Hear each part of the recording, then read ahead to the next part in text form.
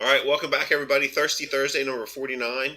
And I think if we look at our actual episode numbers and how many we've put out, I think my numbering is off. The whole counting from 1 to 3 to 5, whatever it is. Apparently, I passed. I didn't make that day of school, so we'll get that fixed at some point. Yeah, thanks, buddy.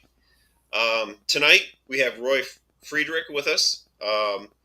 From one of the logo that you may notice and recognize on his hat is National Rescue Consultants. We've had in the past Herbie Tyler, running that and doing a fantastic job in Florida with technical rescue, pumps, all kinds of training. Um, in Florida, and as Roy and I were talking before the show started, Herbie's planning to take over the world with fire service training. So I'm sure at some point we'll chat a little bit about that. But welcome back, Thirsty Thursday. Cheers, gentlemen. It's good to see you. Solid. Look at that. Thanks for having me, guys. Train to live. There you go. Train to live. Way to go. I'm going dry tonight, but cheers. Yeah, but you're going to Jobtown. That's right. That's right. So, yeah, we'll just kick it around like we normally do. Welcome back, everybody. Like we said, I think at the end of our last show, we're pretty well planned out through February, which I'm pretty excited about. That's the first time we've ever done that, and I'm still working on into March. So, if I don't make it to the end, keep an eye out and watch our social media, watch our website, and see what we got coming. So that's all I have for the start. Trevor. Absolutely. Thanks, Ben. Appreciate it. Excited to have Roy on tonight. Like you had said, he teaches with National Rescue Consultants, Herbie Tyler's group, which is a bunch of quality folks that just give nothing but quality training, a bunch of solid individuals. And I've actually had Roy in my department on quite a few occasions now, to do some training with my folks. And it's always nice to know, and we'll talk about this a little bit more that we talked about pre-show, but it's always nice to know that somebody kind of understands where you're coming from, whether or not you 100% agree on everything or don't. You still have the same mindset, you have the same background, you have the same mission focus, and that's what's really important. Not just with the NRC guys, but to Roy's credit, we can sit there and just talk very viscerally, whether it's in my office or the tailboard of the fire engine or text or on the phone, what have you. These people are going to take these nuggets of information and pass them along, and it's just so important. Unfortunately, Bobby's got some family obligations tonight. He can't be with us, but and Roy, if you ever get a chance to meet Bobby McGee, super smart guy, one of the smartest guys in the fire service that I know.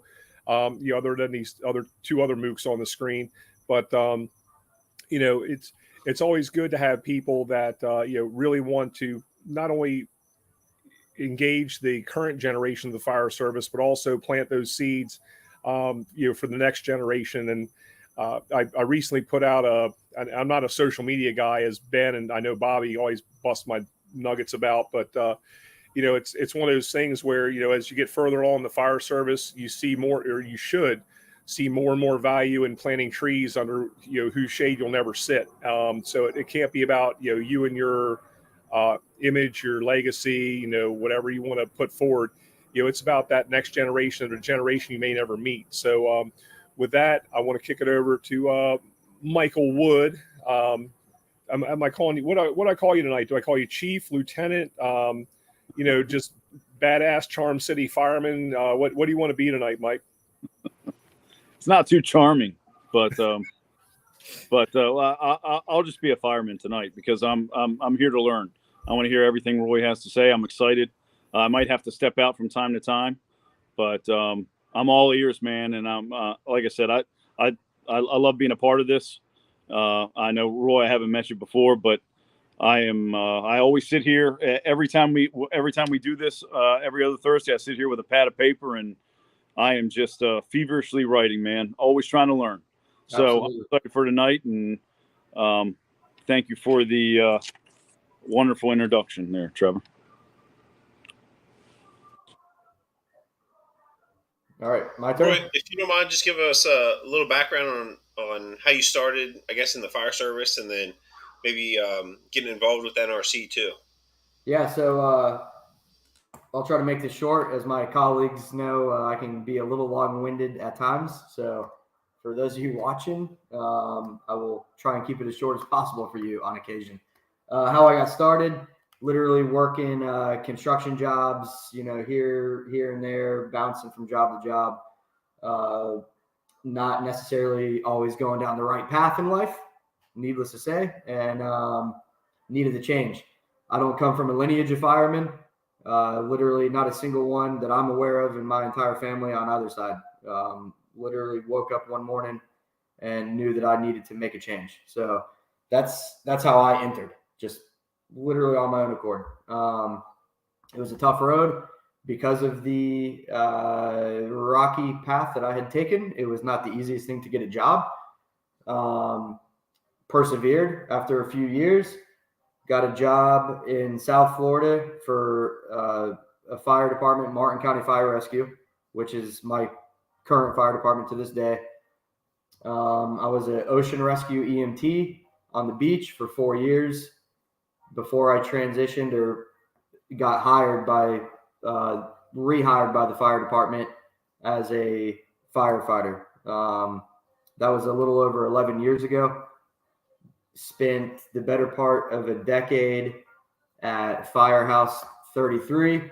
Shout out to Firehouse 33, Black Sheep of Martin County. Spent the majority of that time as the driver on Ladder 33. The apparatus that we had there, we had a straight stick ladder truck. We had 2 rescues, and I got to apologize to anybody else not from South Florida. We call rescues, you guys call ambulances. And then we had a heavy rescue there as well. So the heavy we kind of flexed on. It wasn't manned, is not manned. But the ladder and the two rescue trucks were manned permanently. Got promoted to captain about a year and a half ago. I'm currently assigned to training. I'm on days. There's pros and cons to that. I'm just trying to take every day, day by day, and make a difference. I'm honored to be there. This is my passion. I've inadvertently made a career out of, being a fireman first and foremost, but being a trainer. I've got a knack for it. So much so that Herbie Tyler, the man, the myth, the legend, kind of sought me out, which is one of the most flattering things ever, and wanted me to teach for him. That was a couple of years ago, and kind of hit the ground running. That's how I met Chief Steedman, and I teach technical rescue classes, aerial apparatus, and driver operator, like hydraulics, pumping trucks, and stuff like that. I teach at the local college, standards. Enough about myself, though. Enough about myself. That's me. Awesome. I can tell you that we had Herbie on as probably one of our first 10 shows. And it's probably the first 5 or 6, if I had to guess. I'd have to go back and look. But had a little bit of working with him before that. Obviously just kind of like we did getting this set up. But Herbie's definitely one of those guys that, like, you don't go ask to work for Herbie. That doesn't happen. No. Like it's definitely the other way around. So, just a little bit that I know about Herbie, I think speaks a world of volume for you. So, I'm super excited. Like I said, I'm gonna have to cut out here in a little bit. But I always listen to the show the next day, and so I'm excited to see like how the rest of it turns out. Excellent. So, Trevor, what do you think here, boss? Well, I mean, kind of dovetailing in on what Roy is talking about. There's definitely people that have a passion for the job, and again, I'll give a shout out to the National Rescue guys. That these are, and forgive me if I upset your sensitivities or don't use your appropriate pronoun, because none of that makes a rat's ass in the end of the day. But these are firemen teaching firemen how to be firemen.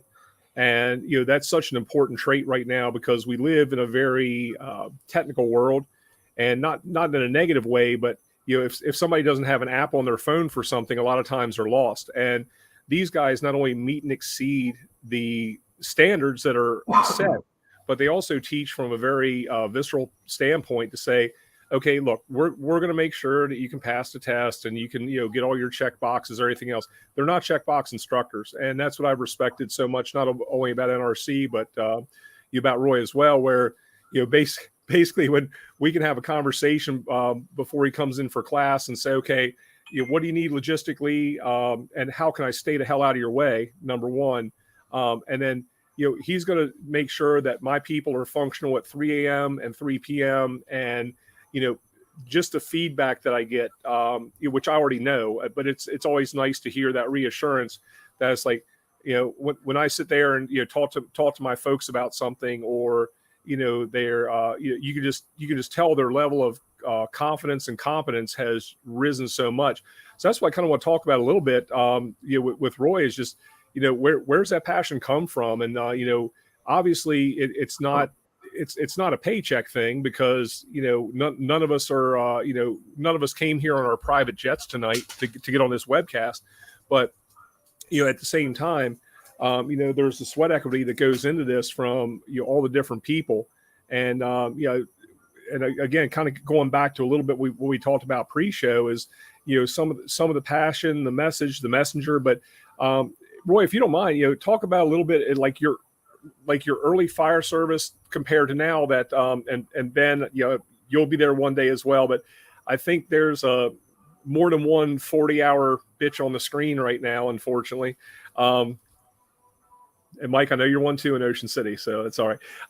But as you go through your career and find out that you have some deficits in your training, not poking anyone else in the eye, but saying, hey, how can I make this better? Not only for me to be the go-to person on my shift, on my unit, but also to be able to pass those things along, because, we realize where we fell short, or where we were kind of sold short maybe earlier in our careers. But, Roy, if you don't mind, just kind of, walk us through a little bit of your journey and how you got to, going from fireman to training to, 40-hour guy. I'm sorry. I just had to break. Man, don't call me that, please. I know I'm messing with you, but anyway. Let's talk about your training journey. All right. So when I started, for those of you that don't know me, like I had mentioned before, I typically don't take the easy path. It's all self-inflicted. I will admit, I'm not blaming anything on anybody else. Everything is my fault. But from young child to literally today, I tend to choose the hard road. It was no different my first year of becoming a fireman. And I don't shy away from the story. I actually use it as testimony to others. My first year was rough, to say the least. Had me second guessing whether I had even picked the right profession that I had been trying for 4 years to achieve, due to ultra competitive business job opportunities here in South Florida, as well as hiring freezes when I did get hired. It was difficult. It took me 4 years to get hired. Finally got the job. My first year was rough. It was not what I was expecting. My probation got extended. It was difficult. I got into this job, I think like a lot of people do, and I'm not scared to admit it, but, for the schedule, for the pay, it's kind of a, I mean, some would disagree, but it's kind of a flashy job. It's kind of the cool thing to do down here in South Florida. What I like to say is, yes, I chose to pursue this job, but at about 1.5 to 2 years in, after a tough time, this job chose me. And it's kind of the craziest thing. I really had nothing to do with it. I went from, kind of just trying to figure out how to tie my shoes in the morning and go to work and run calls, to all of a sudden, kind of being that 8 to 8 and out the gate type of guy, right? To all of a sudden, I was like just smacked upside the head with a 2x4 by the job. And the job was like, hey, you are going to be, something more. And I kind of just went with it. And really, Chief Steedman kind of mentioned it a few minutes ago. I guess when the passion really started and everything kind of took off for me was, and I know a lot of people can say this about themselves, and, rightfully so, that's good. But I wanted to be the go-to guy. Actually, let me rephrase that.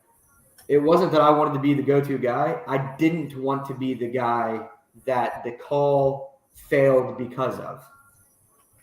That is what initially started driving me. Okay, so whether it was, a structure fire, an NVC, a technical rescue call, ladder, engine. I know I said we're not talking about EMS, but, EMS calls even, like, I didn't want to be the guy that was going to hinder the crew or have a negative effect on the outcome of that call. So that was kind of my initial driving force, and frankly still is to this day. And it's not to be the guy. I just don't want to not be the guy. Does that make any sense? Like, it's not about me. Like, I don't like, thrive off of, people coming to me for the answers. I want everybody up at my level and preferably higher. Like, everybody, whether you got a year on the job or 20 years on the job, I want everybody to elevate their game and to have that type of passion. So, I mean, I could talk and talk and talk, but kind of in a nutshell, that's where the passion first started was, like I said in the beginning, the brotherhood was lacking a little bit, or so I thought. I found my niche. I found my firehouse, and that's kind of where it took off. And then it was like, a whole world of possibilities opened up. And like I was telling Ben earlier before we went live, and like I said a few minutes ago, was, my firehouse was a ladder truck, 2 ambulances, and a heavy rescue. Down here in South Florida, like, we don't run true ladder and true engine. So being the driver, if we were first due, even though I'm on a ladder, I drive a ladder, I'm doing engine work. Okay. If I'm second due, or if there is ladder truck work to do, then I'm truck work guy. There's also a heavy rescue that if a technical rescue dropped, then we're jumping on that thing. And now we got technical rescues to deal with. Rescue specialist, swift water technician, the sky's the limit. And, it's just, I don't really think about and reflect upon, my achievements. I don't really see them as achievements. I just see them as part of the job, to be honest with you. And anybody, that is trying to claim that they're an asset to their department, it's kind of your duty to be this involved and not just stop it at paramedicine or hazardous materials or technical rescue. Like, you need to be multifaceted. And again, like I was talking to Ben, like, Ben's like, hey, let's talk about some things you like, some of your passions or your passion or whatever. And I'm like, man, like, I've got a lot. I've got a lot of things. It's not just, pumping trucks or just technical rescue. It's a lot of stuff. So, I heard something the other week. You don't have to be into this job 24 hours a day, 7 days a week, but you have to be into this job for the 24 hours a day that you're here. And I think there's too much of that even lacking. At least, I'm not saying my department, but from what I see in the bubble that I live in, there's a lot of guys that just take it for granted and they kind of just do the bare minimum and kind of scrape by. So that's just, I don't point fingers at other people, but I wasn't going to be that guy. And Roy, real quick, I have to push back on you a little bit about living in a bubble, because I think you're the exception rather than the rule. We've got people who have a lot of different backgrounds on the screen right now, and there's a lot of things we agree on. Again, there's some things we'll sit there and argue and debate over, several pints of Guinness. That's not a problem. But the nice thing is that we all come from a place that we have a why behind the way we feel. And the strategy or tactics that we're using. And that's one of the things I've respected about you, is, you're going to bring that to the front and say, and just like you said, I see a lot of that silo thinking, or people in bubbles, like you said, that they're so far behind they think they're in first place. I'm not trying to be rude or disrespectful, but one of the last snot slinging building fires that I was on was with Ben. Ben was my chauffeur. And, we had multiple rescues. We had a mayday, as several injured, career ending injury of one of our crew. So it's one of those things that you take those things with you and say, okay, how could we have done things different or better? But just the mere fact that you're coming at this to say, hey, you know what, we might not be doing true truck work. And that's not an indictment of, I'm a truck monkey by passion. I know Mike is as well. Ben's a hopeless engine guy, but there's always hope for him. He's young in his career. He'll mature and find his masculine side, and get some of that. If I get the choice between being on an engine and being on a truck, it's on the truck, baby. No, I know that, but I was relax. I was going to sign. I was going to sign you up for that. What's that? Permanent stations. Write that down. What's that free bottle of testosterone you can get that from the Big Hurt and Doug Flutie and all that? I was going to sign you up for that. I didn't want to tell you. I didn't want to ruin the present for your birthday coming up. But anyway, but that's that's kind of the thing, is that when you can look at your own capabilities and limitations, and I'll say limitations as a negative. It's just that, hey man, here's where I can exist. I know what I can do, and I know what I can do effectively, and I know what I can do is going to start being half-assed from this line forward. To me, that's so important, and I think that's a great mindset to have as an instructor. Also, to say, and I said this to my people Tuesday night. I said, every instructor is going to pass along their strengths and their deficits to you, and we're going to teach you our 85%, meaning that what works for me 85% of the time is my go-to, my comfort zone, or everything else. That's what I'm going to impart on you. And if there's something outside of that I don't know, I've got to be the big boy in the room to say, hey, that might work. I'm not familiar with that technique, but hey, let's try it. And you can't be afraid to fail in front of your people. And guess what? If it's effed up and it doesn't work, then you go, okay, well, that was a waste of 20 minutes. But guess what? Now we know another way not to do something. So kind of getting a little bit more specific. Roy's done several two-part pump operator or driver engineer classes for my department. So one's an apparatus operator and the other one's fire department hydraulics. And as my Maryland brethren are painfully aware, there's the pumps class that teaches you all the theoretical things, and it's some really great, interesting questions on the 100-question test. And there's other things that you need to be able to cipher out at 0 dark 30 to make sure that you're maintaining water flow for the guys inside the building. So with that, and Mike and Roy, I kind of want you to share on your experience with this. Where do you see that difference between the theoretical and the practical, and how do you make that decision? I know for NRC, there's no line drawn there. You guys go meet the standards and exceed them, but go right to the practical. But from the MIFRE standpoint, the State Fire College standpoint, how do we make sure that we not only present the stuff that we need, but also, not only present the stuff that's required, but how do we meet that expectation to make sure these people are comfortable at 0 dark 30? So Florida standards are, I'm just going to be objective here. Florida standards are usually pretty high. I deal with it with standards, firefighter 1, firefighter 2. We deal with it when I'm teaching driver operator for NRC. These are state of Florida level certifications that you get at the end. So you have to teach people the theoretical stuff, the textbook stuff, the PowerPoint, because they're trying to achieve the certification, typically to get promoted, right?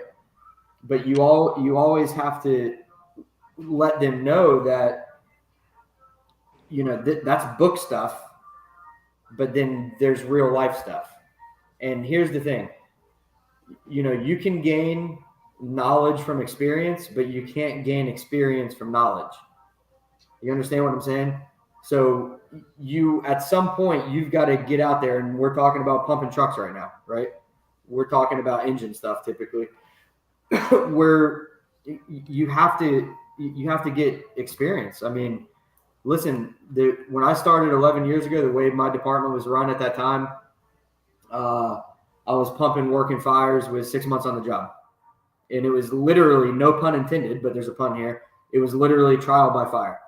Okay. It was interior crews, room and contents. I had another one that was through the roof, and you're literally 6 months on the job pumping fires. This was before we had actual driver positions. When I teach this class specifically, or any class really, I try and it's a fine line between being a Debbie Downer and acting like you're all high and mighty, but also keeping people in check and letting them know, like, listen, I'm passing on everything I know to you. Okay. But there's a lot more, and you kind of have to go get this yourself. Like, after you leave this classroom, after you leave, our conversation. And that's where the experience comes from. So, the theoretical stuff versus the practical stuff, I found that it's kind of, it's kind of like a lot of things. If you guys remember back to standards, right? Firefighter standards, you learn a lot of stuff, frankly, that you probably haven't done since, right? But it's a foundation, and you have to know these building blocks and these pieces and why these exist to know, like, the next level stuff. So these theories, that exist in, pump operator, there's a lot of math, and a lot of people end up scratching their heads. Why do I need to know this? Cellular level based stuff, kind of. And it's like, listen, it's building the foundation that the more you can know, the better you can be, and the better understanding when the shit hits the fan. Because if anybody's been a driver before, I don't know if you guys have been a driver before, and I'm not saying shit doesn't hit the fan, during other assignments on scene, but the funny thing about driver that's pretty different than everything else on the fire grounds is that the driver, right, the first due engine, the guy pumping the truck, is by himself. And I think a lot of people don't realize that, especially people that haven't been drivers. Everybody else has got a crew member, right? Whether you're search, whether you're vent, whether you're, on the hose line, whatever, the driver is solo. So when something happens, okay, you have to troubleshoot that like yesterday, because we all know why. Because we're here for them, and them are the people that we're saving. And then secondary to them is my crew inside. And if something, if the pump shuts down, cavitates, whatever, loss of water, burst line, you have mere seconds, if that. So, driver operator was something that I've always held near and dear to my heart. And, I've always kind of looked at it like around the country, true truck company departments and true engine company departments. And I've always kind of been like, man, I wish we were that, because my heart lies in truck company stuff. However, the longer I've got on the job, I'm like, I'm actually pretty fortunate that in my part of the country, we kind of have to be like all of that, because otherwise I may have missed out on some really cool shit, to be honest with you, and a lot of knowledge. And this is kind of where, I'm no magician. I'm no phenom. Anybody could do what I do. It's just, you got to put the effort into it and learn. And I've been fortunate that, I've put myself in positions, and I've had others around me that, mentor and teach and, spill their information and knowledge into me. And all I'm trying to do is just give that to other people, to be honest with you. Yeah, and Roy, I want to hear from you and Mike both on this, because I think that part of being a driver operator, a chauffeur, a driver engineer, a FADO, whatever your department calls it, is actually having the ability to lead, but also lead upward. And you have an officer on the rig, and you guys have been in that position as well. You've ridden that right front seat, you've been in that chauffeur seat. But give an example. When you get on the fire scene, you as that driver operator, you as that chauffeur, the most advantageous spot for that rig to be parked, and for the mission that you've been given. And you might have, the guy in the white helmet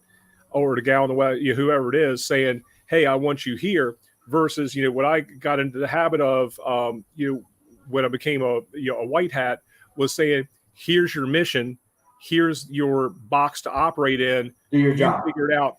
Versus, and I know when I was chauffeuring a lot, I'd be told, I want you right here, and I pull up on the scene like, this is shit. I can't do what you're asking me to do effectively, and you don't want to sit there and have the argument and save the baby by committee, but Mike and Roy, can you guys talk for a minute about kind of when you lead, you have to lead either up, down, or sideways, or across rather. But as a driver engineer, sometimes you have to lead up, and your officer might be a fill-in that day. You might have a strictly an engine company guy, or you might have someone who's come over from a paramedic unit who has the the butter bar and the collar that day, but doesn't really have the reps and sets on that piece of apparatus and those capabilities and limitations. So can you guys kind of expand on that a little bit? What your thoughts are on kind of you leading up and leading across? Yeah, I'll jump in because I can bring. Roy has done a great job of bringing that perspective of engine operations to it. And I would say that, and I think we all can recognize that we have our weak areas. If there was an area that I would like to learn more about, it would be that. I've spent, I guess, the negative side of what Roy was, your fire department being so dynamic, is in mine. We are fairly one-sided, and you learn your discipline, and that becomes your trade. And I've been on a truck for over 18 years, so I've been my engine operations have been neglected. But I will say that I've been a driver for quite a few of those years, a chauffeur. The driver of an apparatus is the all-knowing when it comes to that piece. They are expected to know every tool on that piece. They are expected to know how to troubleshoot every piece of equipment on that piece. And they are expected to direct personnel on how to use it. They also are, in my mind, are tempo setters. And we understand that our officer kind of controls the tempo upon arrival, but we set the stage. We actually initiate that tempo in responding. Kind of quietly behind the scenes, and exactly. Yes. Absolutely. So, from the moment we get on the rig and get moving down the road, everything that we do actually starts setting the stage for how things are going to operate when we arrive. For us in my position driving, it is being familiar with your area, being familiar with your occupancy types and structures in your area, being able to almost give the guys on the way there an idea of what you're about to head into. And of course, your running route, how you get there, the speed in which you get there, and the things that happen along that route are going to help either pump everybody up, keep everyone on an even keel, or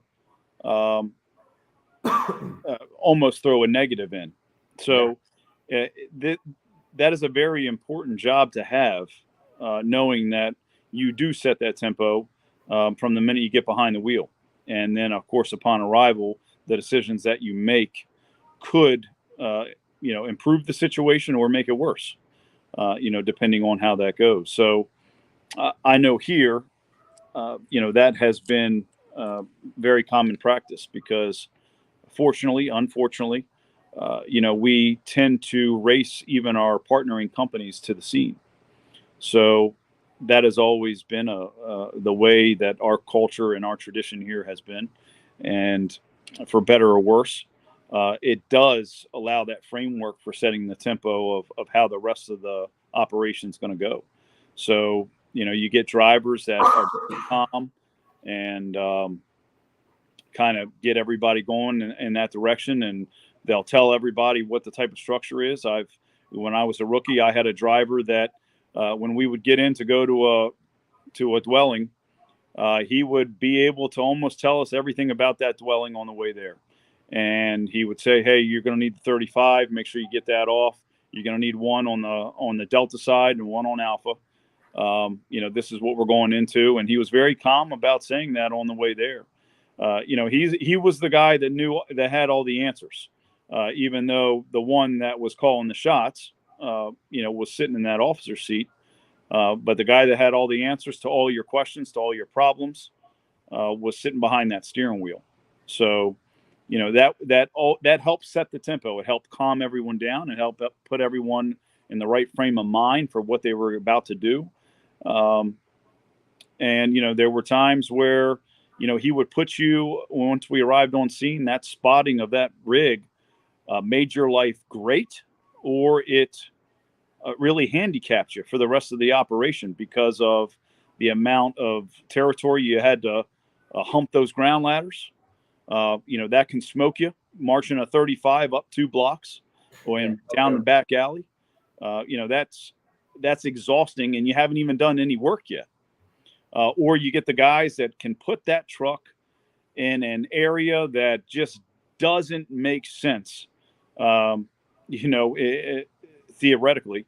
And, you're just amazed that they were able to squeeze a rig into the spot they did, and you get out and, man, your operation's really easy, all because they knew exactly what they were doing from the moment they got behind the wheel. So I would say that of all the positions, it is the most vital part of our company operations and being successful, because it does set that tempo for everybody else inside the cab of that truck. But that's, I'm always interested to hear the engine side of it. Here, I'm used to seeing our pump operators, just making sure that they beat that other engine in.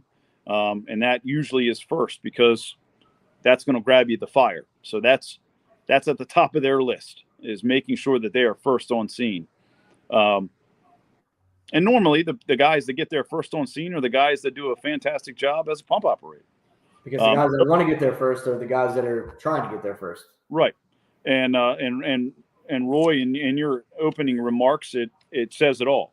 The guys that get there first are the guys that know the area.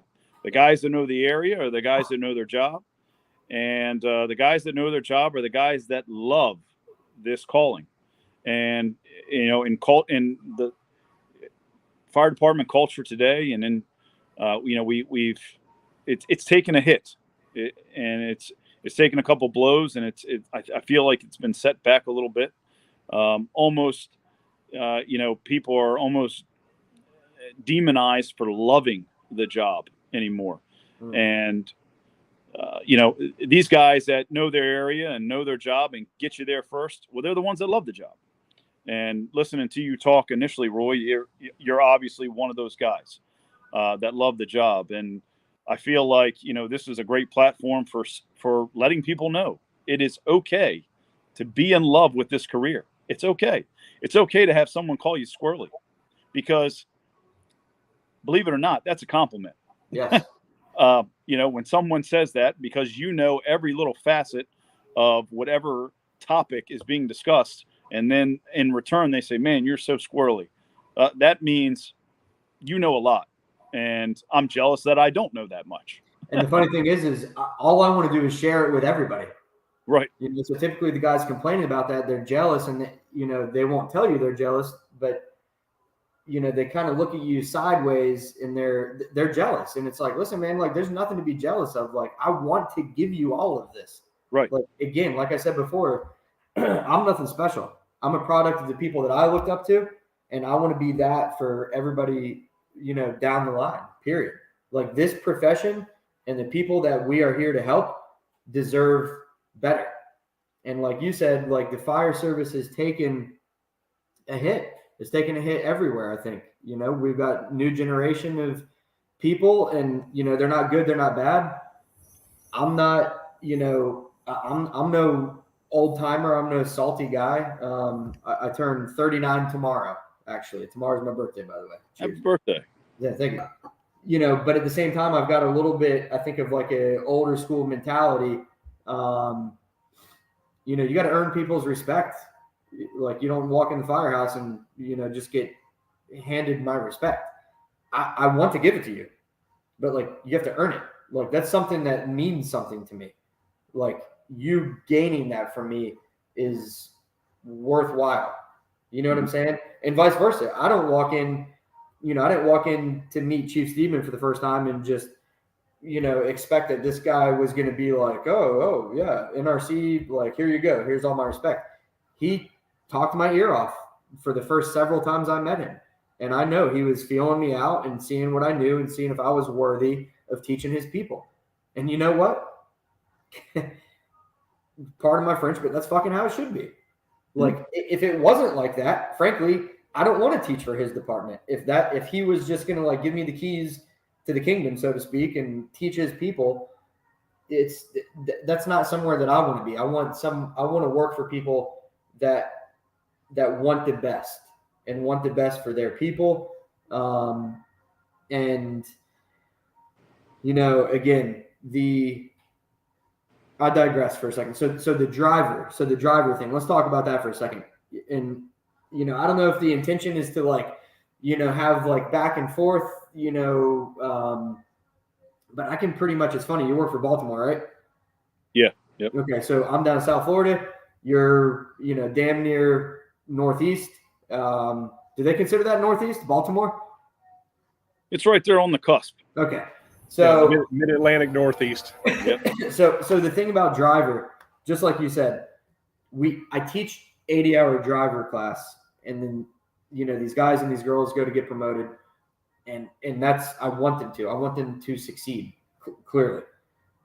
But I tried to instill in them. I'm like, listen, what I'm teaching you is just it's numbers. Like this class is not about teaching you how to be a driver or a chauffeur. I'm teaching you how to pump a truck. Do you see what I'm saying? It's two completely different things.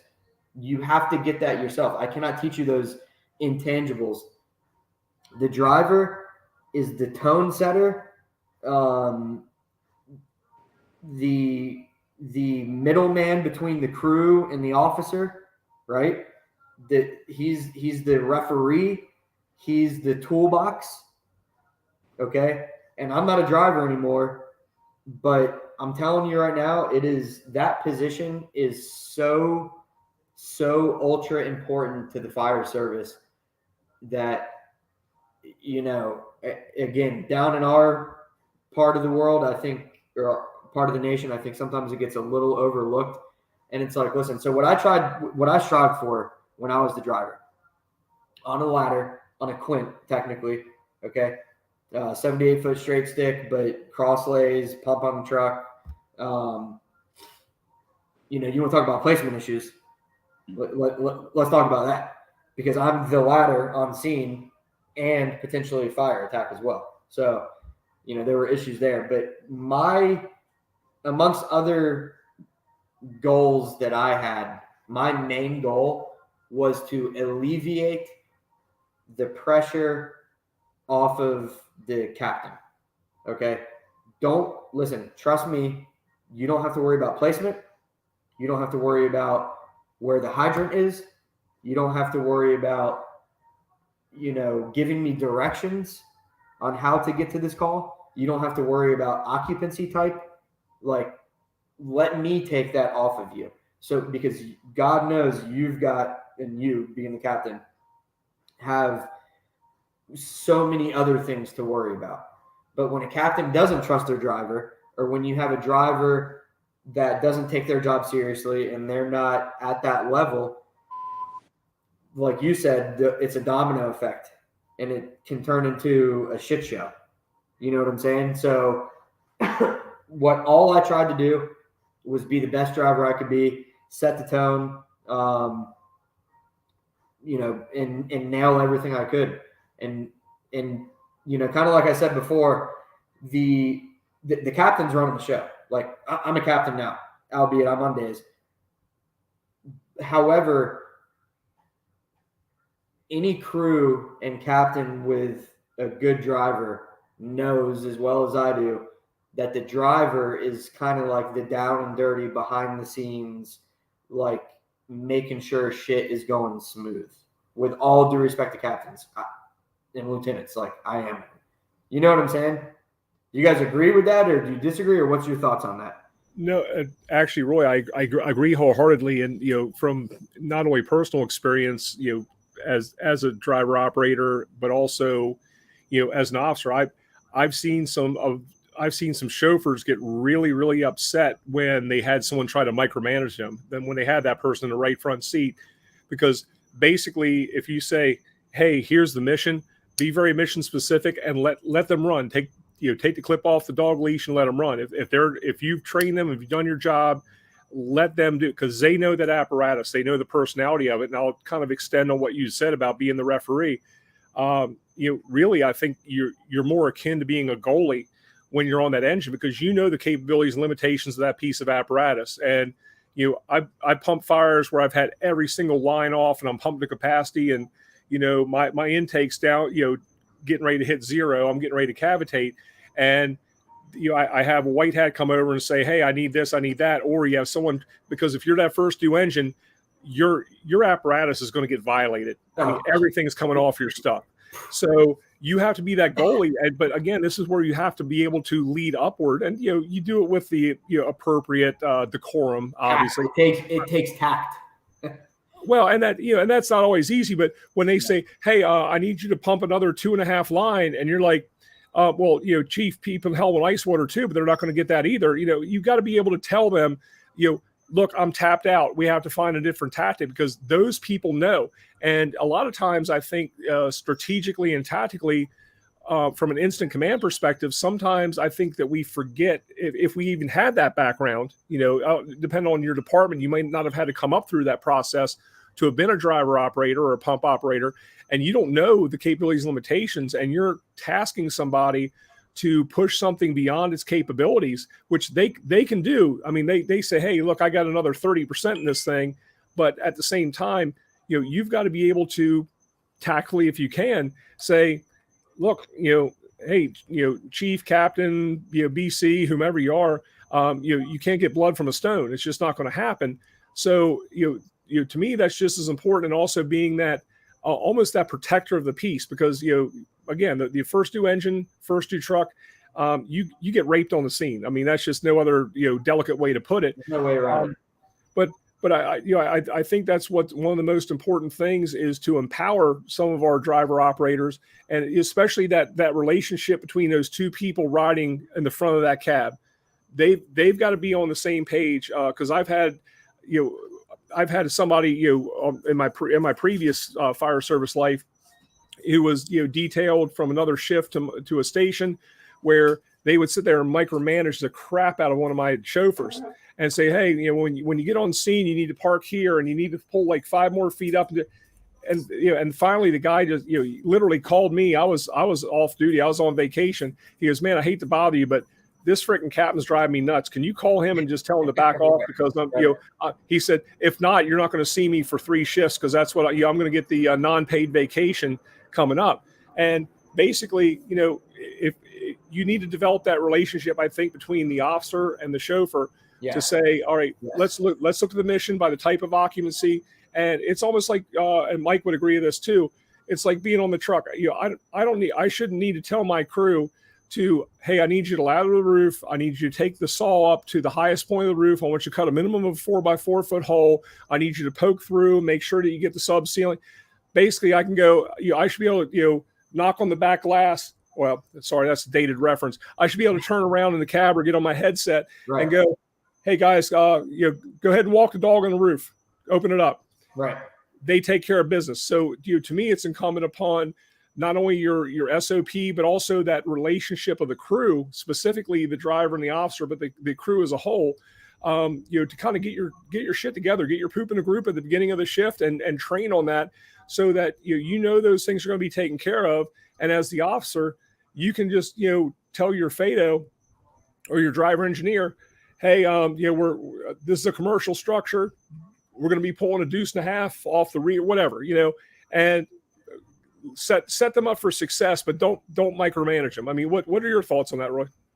I mean, I couldn't agree more. I mean, micromanaging anybody is really not a great thing. And I mean, even more so the driver. Like you can't micromanage a good driver. I mean, it's like this thing that, it's like you can't. So micromanaging people that know what the hell they're doing is you're handcuffing this person. You know what I'm saying? Like so you want the dog on the leash that you have to hold back rather than the person that you have to constantly, push forward. You know what I'm saying? So empower your drivers and all your people for that matter to get better at their job instead of, people feel like micromanaging is, I have to do this because they don't know what they're doing. Well, instead of micromanaging, why don't you spend your time, teaching them and empowering them and getting them to be better? Because really, what are we doing when we micromanage? What we're doing when we micromanage is we don't trust them and we don't trust ourselves in our decision making. Okay. So, I mean, I agree wholeheartedly. The driver thing is it's the best position in the department, if you ask me, to be completely honest.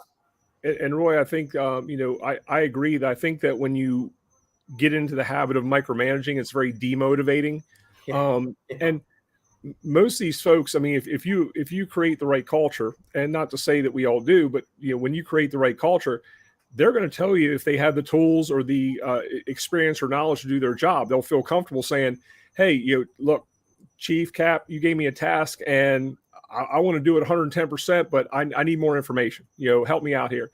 And that's where we should be. It shouldn't be that thing. And you and I and Ben had talked kind of pre-show that sometimes whether you call it the 50-mile rule, the 2-county rule, whatever the case is, sometimes it's not the message as much as it is the messenger. Like, in my case, I'm very, very blessed to have a relatively young and, highly motivated workforce. I mean, these people are hungry. They want to learn. I'm blessed to work with this group, but at the same time, I hold a position in that department that, some of them are going to nod their head because they agree with what I'm saying, and others are going to nod their head because I don't want to disagree with what the guy's saying. I could be completely full of shit and dead wrong, and I want them to challenge me on that.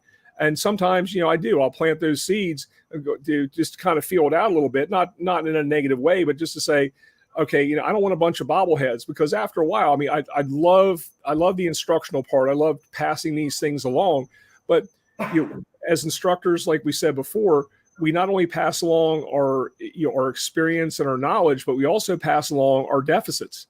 Yes. And we kind of, like anybody else, we're human. So we kind of revert to what we're the most comfortable with, and that might not be the best thing. That might not be the most operationally sound thing for that area that you're involved with. Me and Mike come from a very similar areas. Well, as a matter of fact, he's kind of my in the other department, he's essentially my replacement from when I retired, which they definitely elevated up on that one. But he's a lot better looking, at least.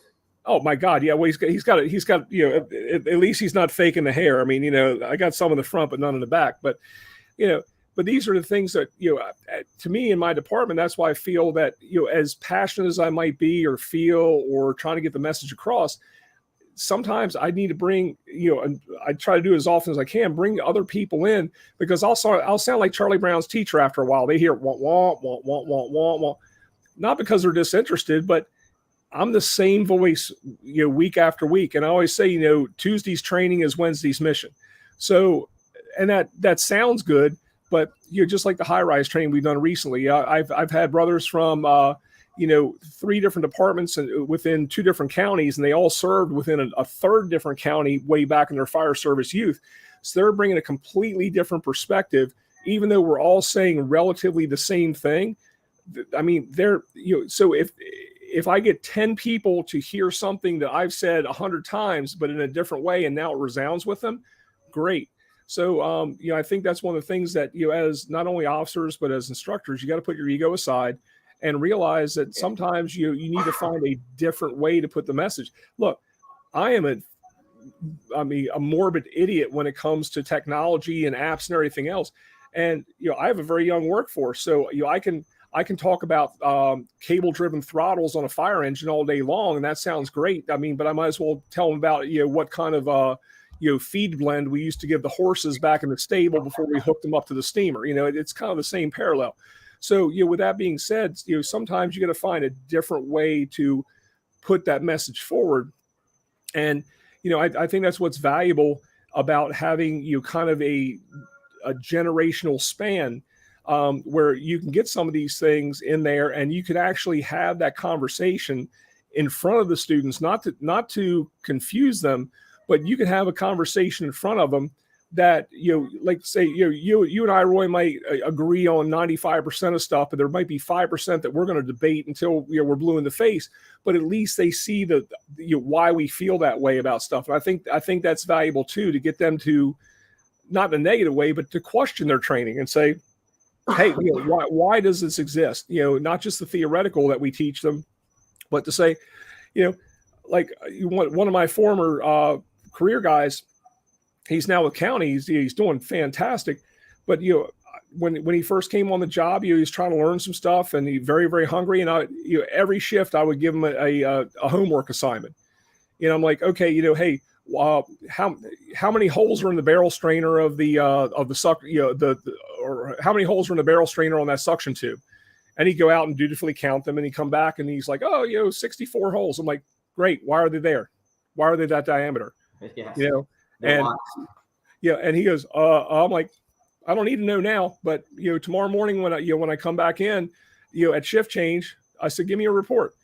And I mean, so this guy, he was on it, and it wasn't always the YouTube or the Google something.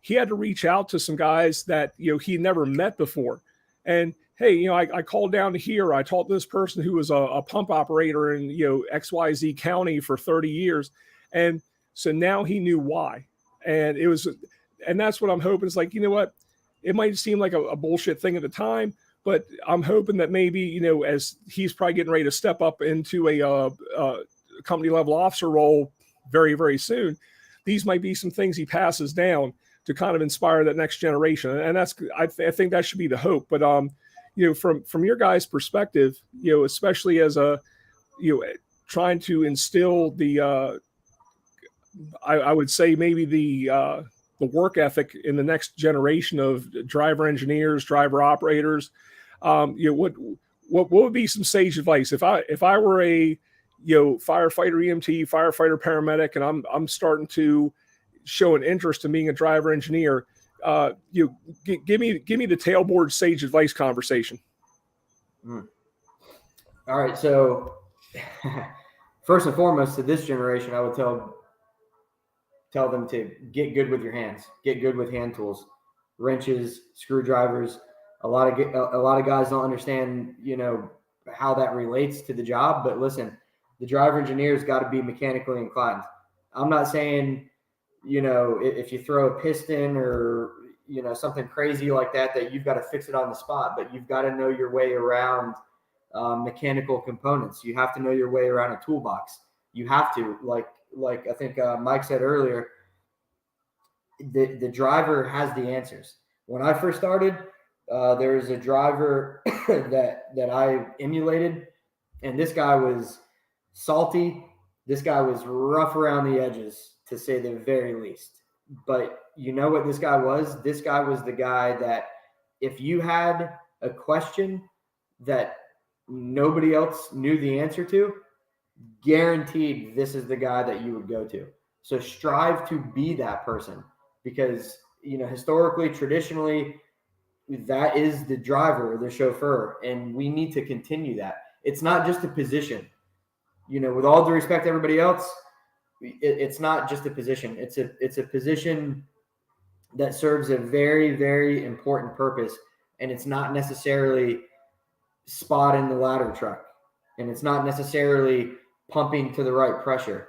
It's a whole big picture of navigating and helping manage a firehouse and its personnel and being somebody that they could go to. Because like you said earlier, Chief, the lieutenant, the captain, they may not have ever been a driver. Okay. The people under you, if your lieutenant or captain was not a driver, and the paramedics and the EMTs and the firefighters underneath you are not drivers, you are the only driver that ever has been in that firehouse on that shift, correct? At that moment. So who knows that apparatus better and the equipment and the tools on that apparatus? So what I tell your guys when I teach them, and anywhere else I'm teaching this driver class, outside of the theories and the numbers and the charts and all this stuff, I try to instill in them. I'm like, listen, you have to understand that this is a monumentally important thing. Okay, this position, this undertaking that you are, trying to accomplish, and you have to take it with the utmost amount of pride and seriousness, because people are going to come to you. They're going to come to you with questions, and you need to have the answers. And if you don't have the answers, you need to get the answers for them. And that needs to carry on, because when we start letting that go, 5 years from now, 10 years from now, 30 years from now, 50 years from now, it's lost. And I would only imagine that it would be very, very, very difficult, if not impossible, to retrieve that if too much time has elapsed. And if the driver becomes nothing more than, just another crew member that happens to be driving the truck, because it's about a lot more than that.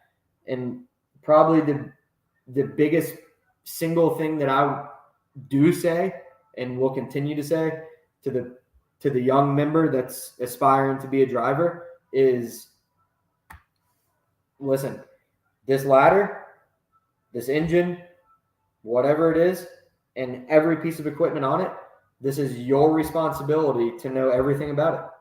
Because if you don't, and you're the driver, who does? You know what I'm saying? Like, you're it. This is you. So, let that sink in. And hopefully that's when, these younger members or members that are aspiring to be drivers, are listening to that and they take that seriously. And, again, that's how my brain works, at least. But I know my brain doesn't necessarily work like everybody else's. And that's a whole nother topic for another show, would be the new generation of firefighters that we're all hiring, and, how to navigate through how they think and how they learn and stuff. Mike, what are your thoughts? I completely agree. And one thing I wanted to piggyback on that I think is important, in the position that all three of us are currently in, and many, many people that watch this, and the people that we work with, is that, got mail. We say, in our position of trying to train and trying to disseminate information, Roy, you said, if we don't have the answer, then, we'll do the best we can to find it, or we'll find someone that can give you the answer.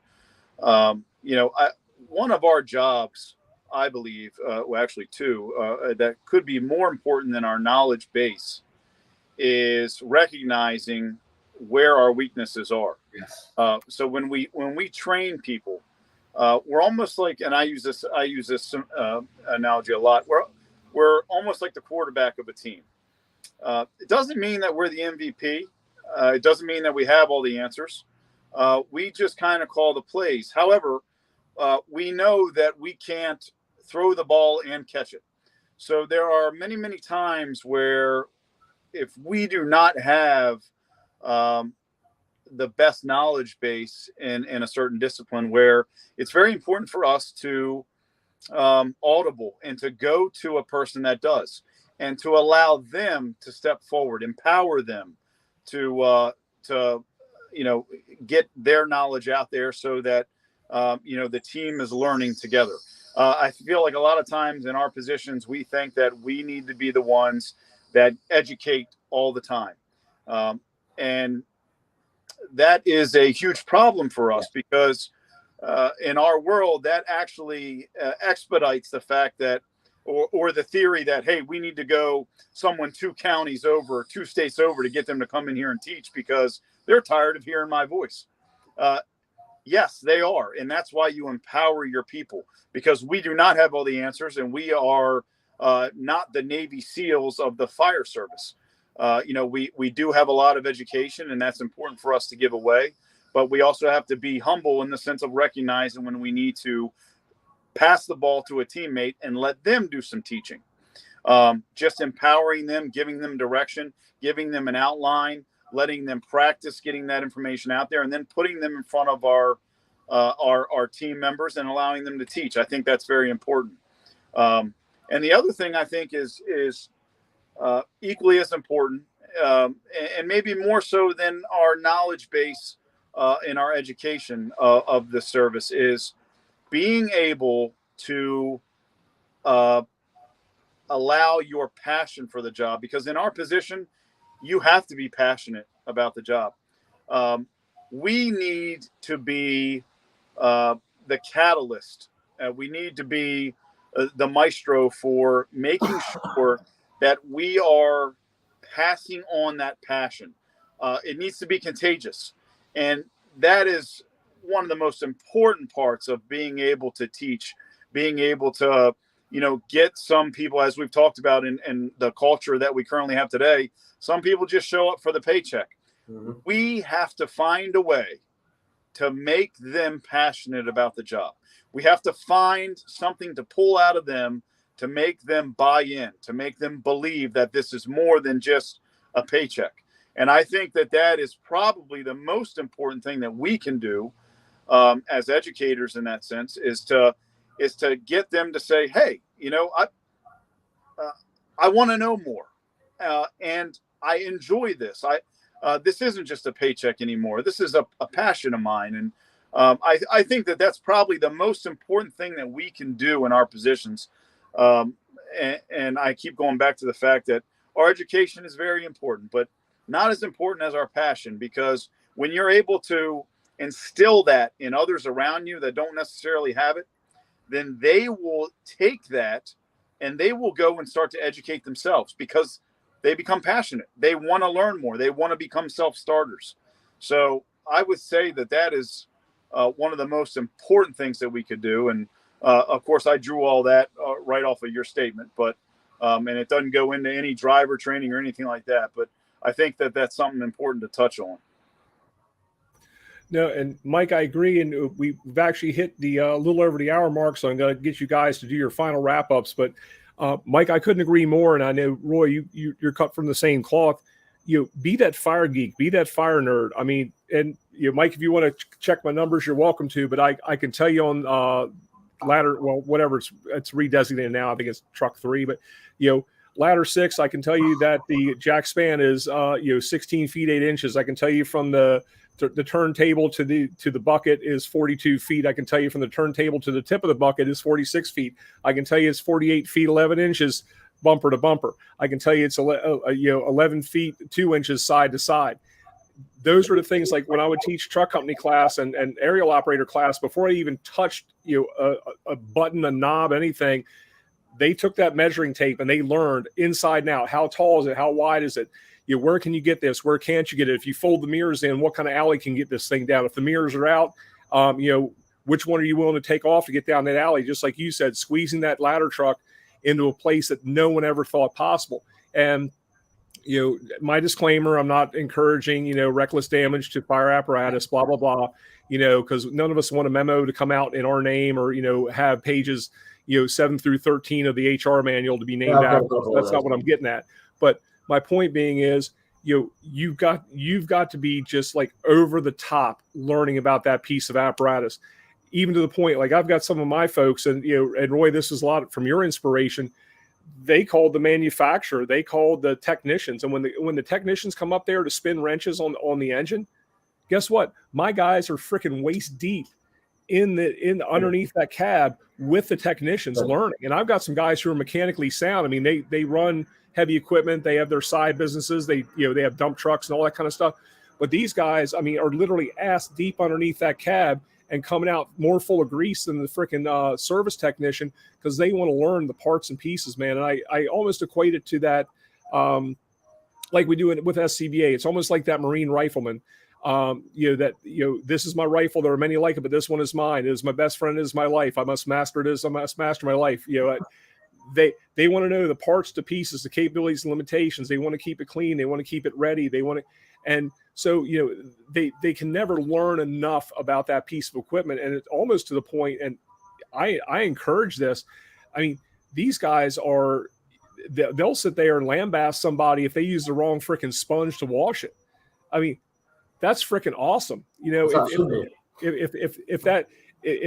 that's the shift war that I have to intervene in, that, hey, you guys used the wrong soap to wash the engine. Big picture, engine's getting washed, it's getting maintained, they're taking pride in it.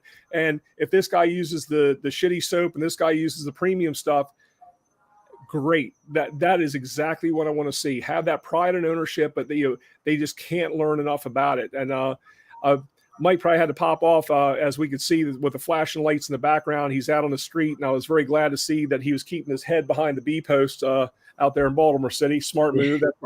That's experience. But hey, Roy, if you want to go ahead and give your final thoughts, and then we'll wrap up and get out of here. Yeah, I mean, again, thanks for everybody tuning in. Chief, thanks to you, Mike, Ben, for having me. Hopefully I get invited back today. I've got a lot of passion for this job. I'd love to share it with everybody as much as I can. Passion and knowledge is only so valuable, especially when you keep it to yourself. Like, it's kind of worthless, to be honest with you. So you got to spread it. You got to share it. I want to empower everybody around me to do the same. We kind of hit on a lot of driver stuff, pump operator. We talked some instructor stuff, so I'll kind of keep it on that, my closing remarks. For you instructors out there, it's kind of funny that this was brought up about teaching the whys. When you become an instructor, you kind of become a product of the people that you emulate, the surroundings around you. You don't necessarily, contrary to popular belief, you don't necessarily pick and choose, what type of instructor you become. I think became the type of instructor that I love to teach the whys, because that's how I learn. If you're not learning the whys, why we do things and why we don't do things and why this exists and why that doesn't, then frankly, we could just put out a Target Solutions and send it out and have people read it, and you can teach yourself. It's a deeper level when you teach people the whys. So for all you instructors out there, budding instructors, keep that in mind, and that's another level. That's you're gonna have to put in the effort to get there, because you can know something, but when you can teach why we do those things, that's a whole nother level. I'm still striving to get there on everything. Again, I could talk for another hour. Hopefully you guys have me on again in the future. Chief, much appreciated. And that's it. That's all I got.